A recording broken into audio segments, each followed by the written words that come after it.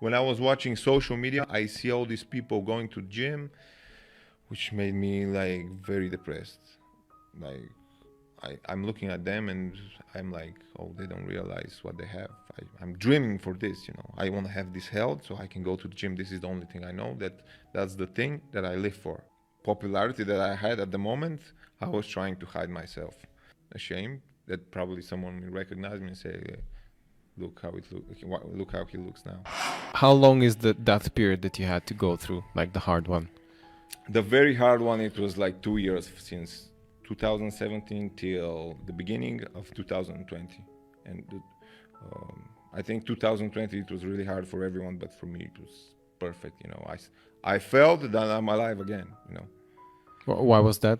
What changed? Uh, I don't know, like my mentality changed. I had less pain, so I started going to gym, even though it's not 100%.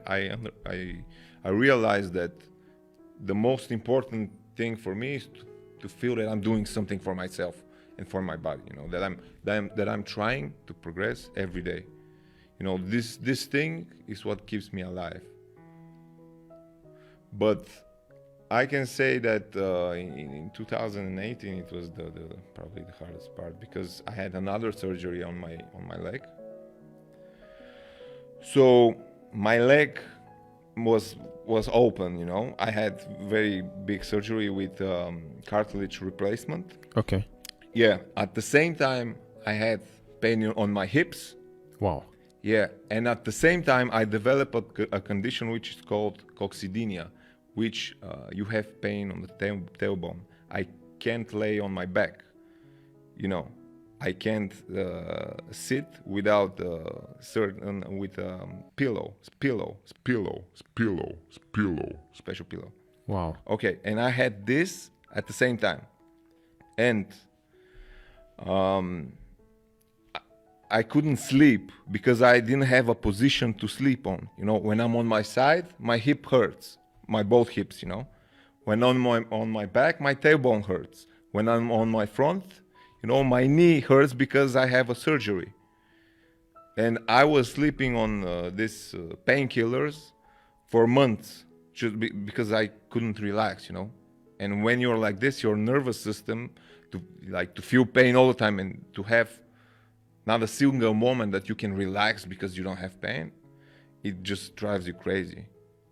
And I remember at some point I was, you know, the pain was so bad and I couldn't relax. I started hitting my head in the wall. I didn't know why I was doing it, but it just, I wanted the pain to be somewhere else, you know. And I started laughing for no reason. I was just staying at home for months like this, and I was doing this thing. And I said, at that point, I thought that I'm going crazy. So this is when I decided to go to, you know, therapist, at least so I can, because I certainly thought that I'm going crazy, you know, because all of these things. And you talk with the I therapist. started going to therapists. I went to 3 therapists, and the first 2, they didn't help me. The third one, maybe because he was man and he understood me more, he helped me in some way.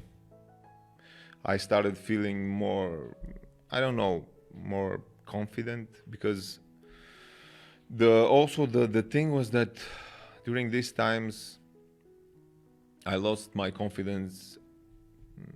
Like, I didn't have confidence at all. I never had confidence. I didn't know who I was.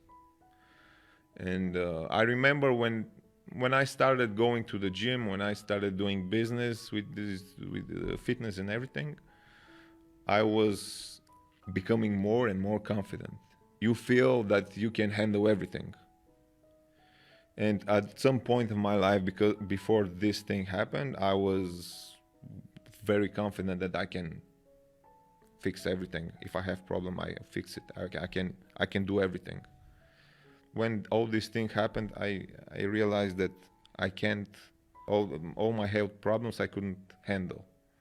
I remember that before that, when I see, you know, comments of haters on social media, I was just happy, you know, I didn't care. But after that, If I see a negative comment, I was like, I don't know. I didn't like it.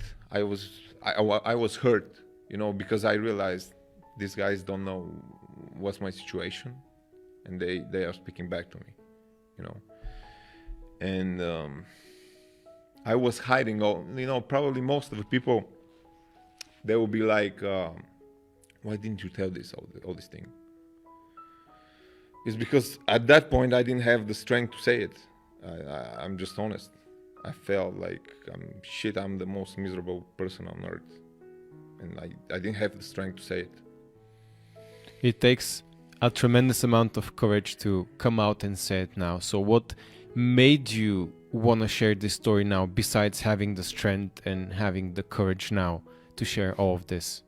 Because I always knew that at some point I'm gonna say all these things, but I just wanted to feel more strong, stronger, because I'm telling you, like 2 years ago I was so fucked up. I didn't want it to live, I felt like I'm dead, exactly like this. I felt like I'm dead. Everything was gray, meaningless. Did you have suicidal thoughts? Yes, many times I had suicidal thoughts, and what I was thinking while I was going on the plane to see another doctor. I was traveling a lot. Mm-hmm. So I'm on the plane and I'm saying like, if the plane fell down, I didn't care. Probably all these people are gonna be, they're gonna be crazy because the plane is falling. I'm gonna be, I don't care, So, yeah. So you lived through all this. Here you are sharing the story. You conquered the biggest battle of your life. I'm not sure how many people would be able to come through all of this and be so positive, because actually right now you look really positive during this talk. So what's the future? You battled through this, so what's the future for Lazar Angelov? Oh, future, I don't know. I'm just trying to live my life at the moment. I don't think about the future that much, if I have to be honest. So you're not trying to be 100% again in terms of your physique? I'm trying, but I don't push things like I was pushing them before. I'm trying to focus on other things, because I'm going to tell you exactly how I was thinking before that. I was, the therapist, they made me realize this thing. I was totally moved by my ambition, nothing else. I was living because of my ambition. And I know that people never understood the way I live, because I was always dedicated to the thing I do.